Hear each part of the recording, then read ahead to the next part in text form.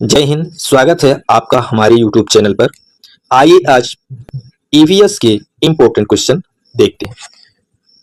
चलिए शुरू करते हैं। पहला प्रश्न देखिए, प्राथमिक स्तर पर पर्यावरण अध्ययन पढ़ाने का सबसे उपयुक्त उद्देश्य क्या है? ऑप्शन ए, बच्चों को अपने आसपास के पर्यावरण को समझने और उससे जुड़ने का अवसर देना। बी में है केवल पर्यावरण की परिभाषा याद कराना। सी में है केवल पाठ्य पुस्तक के प्रश्न याद कराना। डी में है केवल परीक्षा में अच्छे अंक प्राप्त कराना। इन सभी विकल्पों में से सही ऑप्शन चूज कीजिए। कौन सा ऑप्शन सही है? देखिए, सही ऑप्शन चूज करने के कुछ टिप्स हैं। जैसे कि मान लीजिए, यदि केवल शब्द आपको मिल जाए और प्रश्न सकारात्मक हो तो फिर केवल वाले जो ऑप्शन होते हैं वो सही नहीं होते हैं। अधिकतर प्रश्नों में ऐसा होता है, 100% सही नहीं है ये बात। तो देखिए, यहाँ पे ऑप्शन बी में केवल, ऑप्शन सी में केवल, डी में केवल, तो ये तीनों ऑप्शन हट गए। बचा कौन सा? ऑप्शन ए, यही सही है। बच्चों को अपने आसपास के पर्यावरण को समझने और उससे जुड़ने का अवसर देना, यही उद्देश्य होता है। ठीक है, तो सही ऑप्शन होगा ऑप्शन नंबर ए। ठीक है, देखिए, जो ईवीएस है बच्चों के दैनिक जीवन और आसपास की दुनिया से जुड़ा विषय है।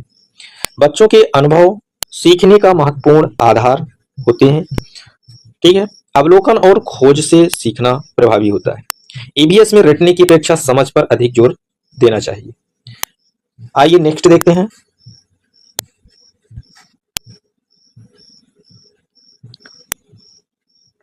ईवीएस शिक्षा में बच्चों के पूर्व अनुभवों को महत्व देना क्यों आवश्यक है? ऑप्शन ए, इससे पाठ छोटा हो जाता है। बी, इससे गृह कार्य समाप्त हो जाता है। सी, नए ज्ञान को बच्चों के अनुभवों से जोड़ना आसान होता है। डी, इससे केवल परीक्षा की तैयारी होती है। तो देखिए, इस प्रश्न का सही उत्तर होगा ऑप्शन नंबर सी। क्यों? देखिए, इसमें पाठ छोटा हो जाता है तो यह सही नहीं है। यदि आप सोचिए, ईवीएस शिक्षण में बच्चों के पूर्व अनुभव को यदि महत्व दिया जाएगा तो क्या इससे पाठ छोटा होगा? नहीं होगा। इससे गृह कार्य समाप्त हो जाता है? नहीं होता है। इससे केवल परीक्षा की तैयारी होती है? नहीं होता है ऐसा। नए ज्ञान को बच्चों के अनुभवों से जोड़ना आसान होता है। ठीक है, तो इसमें option C is the right answer. Okay,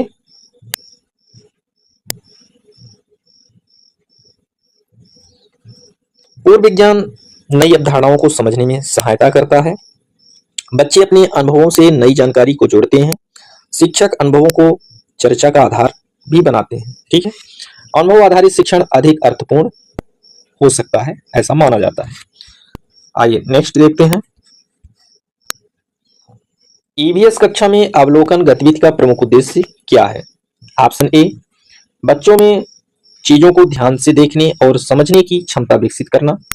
B, बच्चों को चुप रखना। सी, केवल नोटबुक भरना। डी, केवल परीक्षा के प्रश्न तैयार करना। तो देखिए, इसमें सी और डी में केवल केवल है, तो ऑप्शन हटा देते हैं। बच्चों को चुप रखना, बच्चों को क्रियाशील रखना है, चुप नहीं रखना है। ठीक है, ध्यान रखिए। तो इस प्रश्न का सही उत्तर होगा ऑप्शन नंबर ए। ठीक है, बच्चों में चीजों को ध्यान से देखने और समझने की क्षमता विकसित करना। ठीक है, अवलोकन वैज्ञानिक सोच का महत्वपूर्ण आधार है। बच्चे समानताओं और अंतरों को पहचानना सीखते हैं। प्रत्यक्ष अनुभव अवधारणाओं को स्पष्ट कर देता है। ठीक है, अवलोकन के बाद चर्चा सीखने को अधिक गहरा कर देती है, ऐसा माना जाता है। आइए नेक्स्ट देखते हैं। जल संरक्षण की आदत विकसित करने के लिए प्राथमिक कक्षा में कौन सी गतिविधि सबसे उपयोगी होगी? ऑप्शन ए, जल संरक्षण की परिभाषा रटवाना। बी, केवल पाठ पढ़कर सुनाना। सी, केवल परीक्षा लेना। डी, घर और विद्यालय में पानी के उपयोग का निरीक्षण कराना। देखिए, इस प्रश्न का सही उत्तर होगा ऑप्शन नंबर डी। यानी कि जल संरक्षण की आदत विकसित करने के लिए प्राथमिक कक्षा में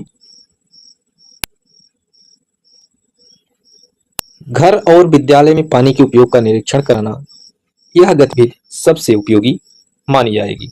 ठीक है, अब देखिए, जल संरक्षण की परिभाषा रटवा देना, कोई चीज रटवाना नहीं है, समझाना है। ठीक है, केवल पाठ पढ़कर सुनाना नहीं, केवल परीक्षा लेना नहीं। ठीक है, तो इस प्रकार ऑप्शन डी करेक्ट होगा। ठीक है, नेक्स्ट,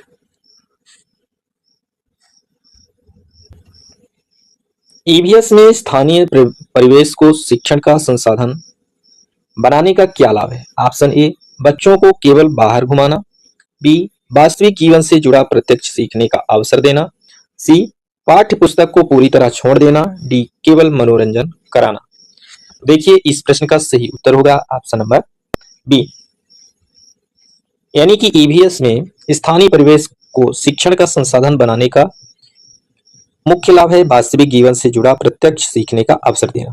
ठीक है, स्थानीय परिवेश बच्चों के लिए परिचित होता है, आसपास की वस्तुओं से सीखना आसान हो जाता है तथा प्रत्यक्ष अनुभव जिज्ञासा को बढ़ाता है। ठीक, और स्थानीय ज्ञान को कक्षा के सीखने से इस तरह से जोड़ा जा सकता है और सीधे शिक्षार्थी इससे लाभान्वित हो सकते हैं। ओके, नेक्स्ट,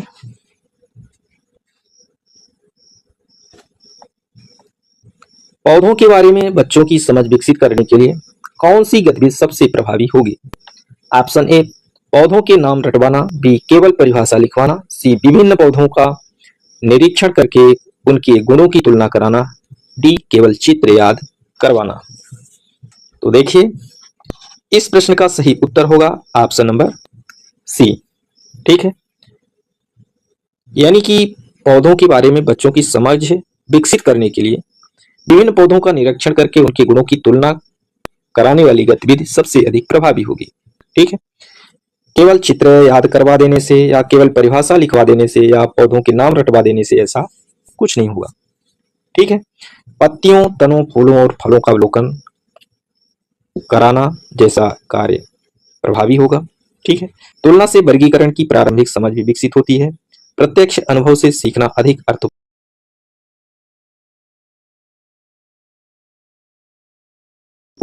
होता है। पौधों के प्रति संवेदनशीलता विकसित होती है इस तरह की गतिविधियों से। ठीक है, नेक्स्ट, ईवीएस में करके सीखना किस प्रकार के अधिगम को बढ़ावा देता है? ऑप्शन ए, निष्क्रिय अधिगम। बी, केवल रटने का अधिगम। सी, केवल लिखित अधिगम। डी, सक्रिय एवं अनुभवात्मक अधिगम। तो देखिए, करके सीखने से निष्क्रिय अधिगम को बढ़ावा नहीं मिलता है, केवल रटने का अधिगम नहीं बढ़ावा दिया जाता इसको, केवल लिखित अधिगम इसको भी कोई बढ़ावा नहीं दिया जाता, बढ़ावा दिया जाता है सक्रिय एवं अनुभवात्मक अधिगम को। ठीक है, तो इस प्रकार ऑप्शन डी करेक्ट है। ठीक है, बच्चे गतिविधि में स्वयं भाग लेते हैं, अनुभव के आधार पर अवधारणाएं स्पष्ट हो जाती हैं। ठीक है, जिज्ञासा और समस्या समाधान क्षमता इससे विकसित होती है एवं विद्यार्थी सीखने में सक्रिय भूमिका निभाते हैं। ठीक है, नेक्स्ट,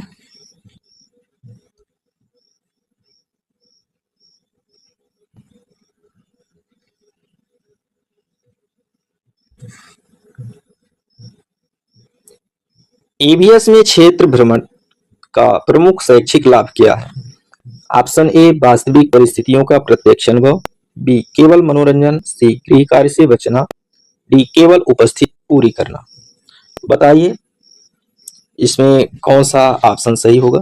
तो देखिए, इसका ऑप्शन ए, जो कि वास्तविक परिस्थितियों का प्रत्यक्ष अनुभव होता है, यही सही होगा। केवल मनोरंजन के लिए नहीं होता, गृह कार्य से बचना भी नहीं, केवल उपस्थिति पूरी करना, ये तीनों ऑप्शन नहीं है सही, गलत है। ऑप्शन ए करेक्ट है। ठीक है, क्षेत्र भ्रमण कक्षा के ज्ञान को वास्तविक जीवन से जोड़ देता है। बच्चे प्रत्यक्ष अवलोकन करते हैं, इससे उनका ज्ञान प्रत्यक्ष रूप से सीखकर और प्रैक्टिकली इंप्रूव होता है। प्रश्न पूछने और जानकारी एकत्र करने के अवसर भी मिलते हैं। भ्रमण के बाद चर्चा से सीखना मजबूत हो जाता है। ओके, नेक्स्ट, ईवीएस में बच्चों के प्रश्नों को प्रोत्साहित करना क्यों आवश्यक है? ऑप्शन ए, इससे कक्षा का समय नष्ट होता है। बी, इससे पाठ्यपुस्तक की आवश्यकता समाप्त हो जाती है। सी, इससे जिज्ञासा और खोज की प्रवृत्ति विकसित होती है। डी, इससे केवल परीक्षा आसान होती है। तो देखिए, बच्चों के प्रश्नों को प्रोत्साहित करने से कक्षा का समय नष्ट नहीं होता है। ठीक है, गलत हो गया ऑप्शन ए। इससे पाठ्य पुस्तक की आवश्यकता समाप्त हो जाती है, यह भी ऑप्शन गलत हो गया क्योंकि ऐसा नहीं होता है। ऑप्शन डी है, इससे केवल परीक्षा आसान होती है। आसान जैसी कोई बात नहीं है यहाँ। ठीक है, ऑप्शन सी बचता है, इससे जिज्ञासा और खोज की प्रवृत्ति विकसित होती है। हाँ, यही ऑप्शन सही है। ठीक है, ऑप्शन सी करेक्ट है। ओके, आइए नेक्स्ट देखते हैं।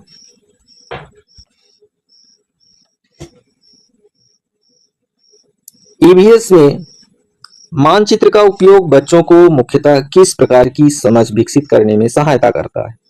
ऑप्शन ए, केवल सुंदर चित्र बनाने में। बी, स्थान और दिशाओं को समझने में। सी, केवल शब्द याद करने में। डी, केवल कहानी लिखने में। तो सही ऑप्शन चूज करना है। देखिए, यहाँ पे ऑप्शन ए है कि केवल सुंदर चित्र बनाने में, ऐसा नहीं है। ठीक है, ऑप्शन ए हट जाएगा। केवल शब्द याद करने में, ये भी जाएगा। केवल कहानी लिखने में, ये भी जाएगा। ऑप्शन बी जो है, यानी कि स्थान और दिशाओं को समझने में, ठीक है, मानचित्र का उपयोग, यह ऑप्शन सही है, यानी कि ऑप्शन बी करेक्ट होगा। ठीक है, मानचित्र स्थानीय समझ विकसित करने में सहायक होते हैं। बच्चे दिशा और स्थान के संबंध को समझ सकते हैं। सरल स्थानीय मानचित्र इसके लिए उपयोगी होते हैं। ठीक है, मानचित्र पढ़ने की क्षमता धीरे धीरे बच्चों में विकसित होती है। आइए नेक्स्ट देखते हैं। ईवीएस में स्वच्छता की अवधारणा समझाने का सबसे प्रभावी तरीका कौन सा है? ऑप्शन ए, केवल स्वच्छता की परिभाषा लिखवाना। बी, केवल पोस्टर याद करवाना। सी, केवल परीक्षा लेना। डी, स्वच्छता संबंधी वास्तविक गतिविधियों में बच्चों को शामिल करना। तो देखिए, ऑप्शन ए, बी, सी, इन में केवल केवल शब्द आ रहे हैं, तो इन तीनों को हटा देंगे। ठीक है, क्योंकि हमारा प्रश्न है, जो प्रश्न का संदर्भ है, तो यह है कि ये जो ऑप्शन है केवल केवल वाले तो नहीं हो सकते हैं। स्वच्छता की अवधारणा समझाने का जो सबसे प्रभावी तरीका है, तो वो तो विस्तृत होना चाहिए। केवल केवल शब्द देकर के यहाँ पे ऑप्शन को चूज नहीं करेंगे, है ना। ऑप्शन डी में देखते हैं, स्वच्छता संबंधी वास्तविक गतिविधियों में बच्चों को शामिल करना, यही ऑप्शन ठीक है, करेक्ट है, इसी को चूज करेंगे। स्वच्छता एक ज्ञान के साथ व्यवहार से भी जुड़ी है। व्यक्तिगत एवं सामुदायिक स्वच्छता पर चर्चा की जा सकती है। ठीक है, ऑप्शन डी सही है। गतिविधियां व्यवहारिक समझ को भी विकसित करती है। स्वच्छ आदतों को दैनिक जीवन से इसे जोड़ सकते हैं। आइए नेक्स्ट देखते हैं। खाद्य पदार्थों में विविधता का अध्ययन करते समय शिक्षक को किस बात पर विशेष ध्यान देना चाहिए? ऑप्शन ए, अलग अलग परिवारों और क्षेत्रों के भोजन की विविधता को समझना। देखिए, विविधता शब्द सकारात्मक होता है और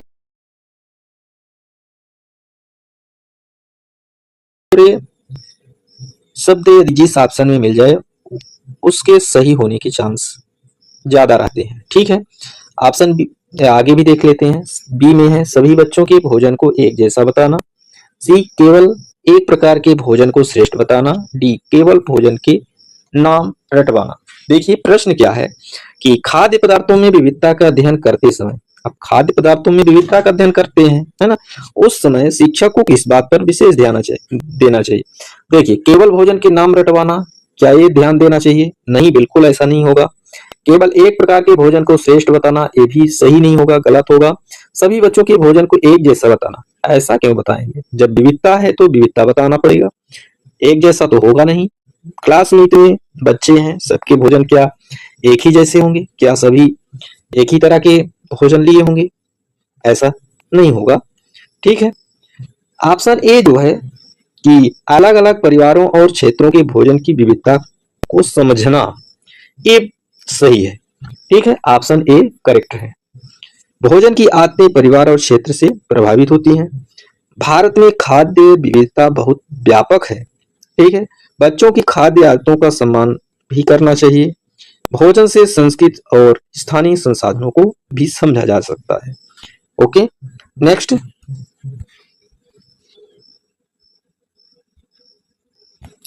ईवीएस में परिवार के अध्ययन का उद्देश्य क्या होना चाहिए? ऑप्शन ए, केवल परिवार के सदस्यों की संख्या याद कराना। बी, केवल परिवार का चित्र बनाना। सी, परिवारों में संबंधों और विविधताओं को समझना। और डी है, केवल परिभाषा याद कराना। यदि मान लीजिए आप पढ़ के नहीं जाते हैं परीक्षा देने, लेकिन ये बात आप ध्यान रखते हैं कि केवल शब्द जिस ऑप्शन में हो उसके गलत होने के चांस ज्यादा होते हैं और सही होने के चांस कम होते हैं। कब? जब प्रश्न सकारात्मक होता है। तो देखिए, अब यहाँ पे प्रश्न यह है कि परिवार के अध्ययन का उद्देश्य क्या होना चाहिए। तो क्या यह उद्देश्य होना चाहिए कि केवल परिवार के सदस्यों की संख्या याद करा देना? बिल्कुल ऐसा नहीं होना चाहिए। केवल परिवार का चित्र बनवाना? बिल्कुल ऐसा नहीं होना चाहिए। तो केवल परिभाषा याद कराना? नहीं। ऑप्शन सी देखिए, इसमें है परिवारों में संबंधों और विविधताओं को समझना। विविधता शब्द, विभिन्नता शब्द ये सकारात्मक होते हैं और ये शब्द जिस ऑप्शन में होते हैं उस ऑप्शन के सही होने के चांसेस ज्यादा होते हैं। ठीक है। अब चूंकि परिवारों की संरचना अलग अलग हो सकती है, विभिन्न पारिवारिक परिस्थितियों का सम्मान भी करना चाहिए। परिवार में सहयोग और जिम्मेदारियों पर चर्चा भी की जा सकती है। ठीक है। ईवीएस सामाजिक संबंधों को समझने का अवसर देता है। वो इस प्रकार ऑप्शन सी करेक्ट होगा। ठीक है। Option C is the correct answer.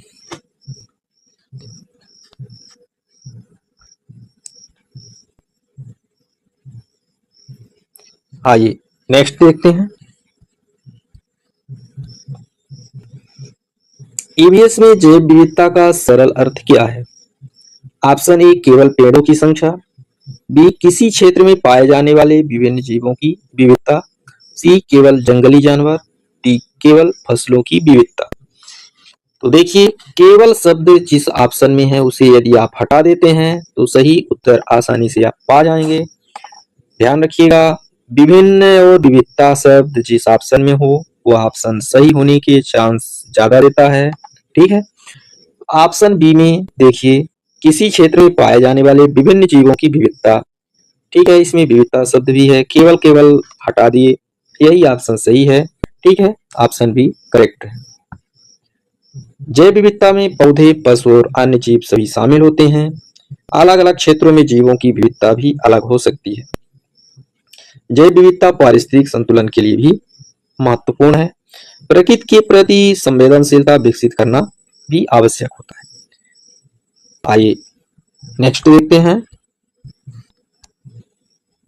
EVS में अपशिष्ट प्रबंधन सिखाने के लिए कौन सी गतिविधि सबसे उपयुक्त है? ऑप्शन ए, केवल कचरे की परिभाषा याद कराना। बी, केवल पाठ पढ़ाना। सी, केवल परीक्षा लेना। डी, कचरे को अलग अलग श्रेणियों में बांटने की गतिविधि कराना। तो देखिए, जो अपशिष्ट प्रबंधन है यदि सिखाना है तो क्या केवल कचरे की परिभाषा याद करा देने से ऐसा हो सकता है? प्रबंधन सिखा पाएंगे? बिल्कुल नहीं। केवल पाठ पढ़ा देने से कोई फर्क नहीं। ठीक है, अपशिष्ट प्रबंधन सिखाने में ये कामयाबी नहीं मिलेगी। इसमें केवल परीक्षा ले लेने से बिल्कुल नहीं। ऑप्शन डी है, देखिएगा, कचरे को अलग अलग श्रेणियों में बांटने की गतिविधि कराना। हाँ, इससे फर्क पड़ेगा और यही ऑप्शन सही है। ठीक है, तो इस प्रकार ऑप्शन डी करेक्ट है। कचरे का स्रोत और प्रकार समझना आवश्यक है। गीले और सूखे कचरे का पृथक्करण भी सिखाया जा सकता है गतिविधियों से। पुनः उपयोग और पुनर्चक्रण की अवधारणा भी समझाई जा सकती है। गतिविधि जिम्मेदार पर्यावरणीय व्यवहार विकसित करती है, यह भी एक बहुत अच्छी बात है। आइए नेक्स्ट देखते हैं।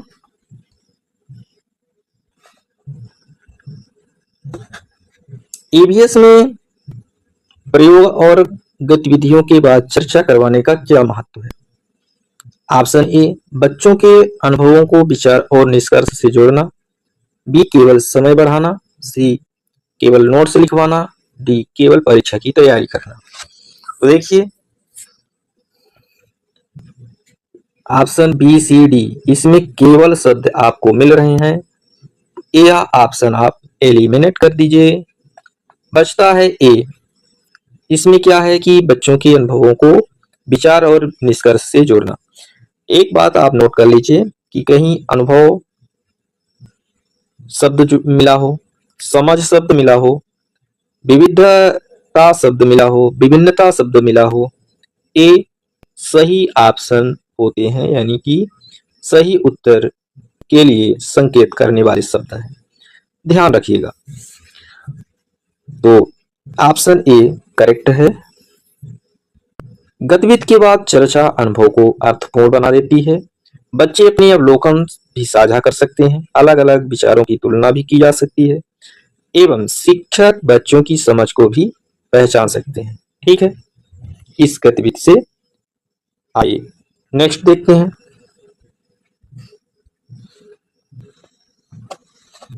ईवीएस में समावेशी शिक्षण का अर्थ क्या है? ऑप्शन ए केवल तेज विद्यार्थियों को अवसर देना, बी सभी बच्चों की विविध आवश्यकताओं को ध्यान में रखकर सीखने की अवसर देना, सी केवल विशेष बच्चों को अलग पढ़ाना, डी केवल परीक्षा परिणाम पर ध्यान देना। तो देखिए ऑप्शन ए में है केवल तेज विद्यार्थियों को अवसर देना, ऐसा बिल्कुल नहीं है। समावेशी शिक्षा सबको समान अवसर देने की बात करती है।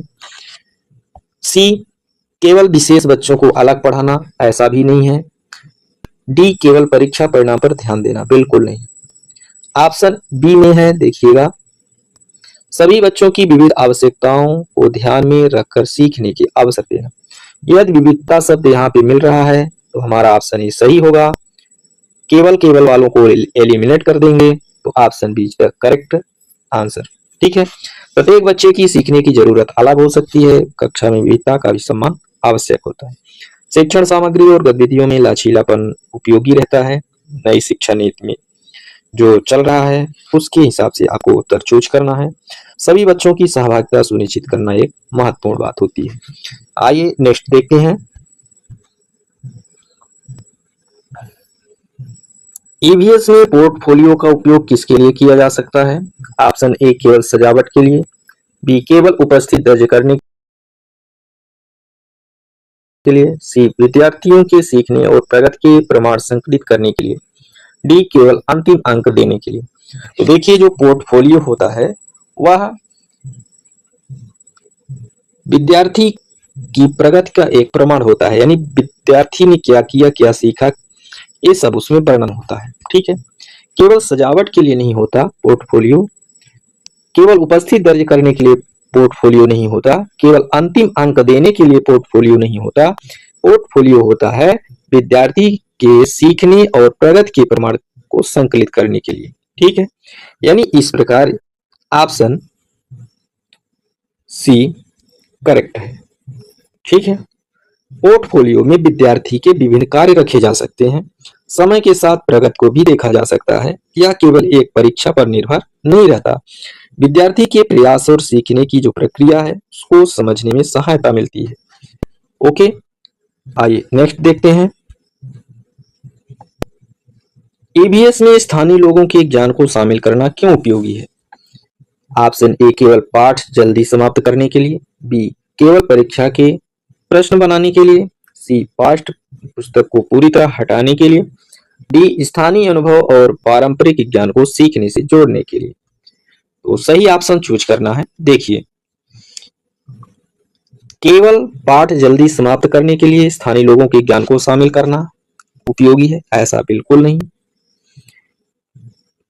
केवल शब्द वैसे भी नकारात्मक है, यह ऑप्शन तो सही होगा नहीं। केवल परीक्षा के प्रश्न बनाने के लिए, ऐसा बिल्कुल नहीं है। पाठ्य पुस्तक को पूरी तरह हटाने के लिए, क्या पाठ्य पुस्तक को पूरी तरह हटा देना है स्थानीय लोगों के ज्ञान को शामिल करके? ऐसा बिल्कुल नहीं, यह भी एलिमिनेट कर दीजिए। अब बचता है ऑप्शन डी, स्थानीय अनुभव और पारंपरिक ज्ञान को सीखने से जोड़ने के लिए। जोड़ने वाला शब्द भी सकारात्मक होता है, इसको भी आप याद रखिएगा। ऑप्शन डी करेक्ट है। ठीक है, option D is the correct answer. Okay. स्थानीय समुदाय ज्ञान का महत्वपूर्ण स्रोत हो सकता है। बच्चों को अपने परिवेश को समझने का अवसर मिलता है। विभिन्न अनुभवों की तुलना भी की जा सकती है। स्थानीय ज्ञान को वैज्ञानिक दृष्टिकोण से समझने के अवसर दिए जा सकते हैं। ठीक है। नेक्स्ट, ईवीएस शिक्षण में मूल्यांकन का सबसे उपयुक्त उद्देश्य क्या है? ऑप्शन ए, बच्चों की समझ और सीखने की प्रगति को जानकर शिक्षण में सुधार करना। बी, केवल बच्चों को अंक देना। सी, केवल कमजोर बच्चों की पहचान करना। डी, केवल वार्षिक परीक्षा आयोजित करना। देखिए, शिक्षण में मूल्यांकन का जो सबसे उपयुक्त उद्देश्य होता है, तो आपको क्या लगता है? क्या केवल बच्चों को अंक देना है? नहीं। क्या केवल कमजोर बच्चों की पहचान करना है? ये भी नहीं होगा। ऑप्शन डी में है कि केवल वार्षिक परीक्षा आयोजित करना। ऐसा भी बिल्कुल नहीं होता। तो ऑप्शन ए देखिए, बच्चों की समझ और सीखने की प्रगति को जानकर शिक्षण में सुधार करना, ये होता है मूल्यांकन का प्रमुख उद्देश्य। ठीक है, तो इस प्रकार ऑप्शन ए करेक्ट होगा। ठीक, तो इस प्रकार 20 प्रश्नों का अध्ययन किए हैं इस वीडियो में। जुड़े रहिए हमारे साथ। अन्य वीडियो के जो लिंक हैं इस वीडियो में दे देंगे, उनको भी आप देखिएगा। मिलेंगे पुनः नेक्स्ट वीडियो के साथ। तब तक के लिए जय हिंद, जय भारत, धन्यवाद।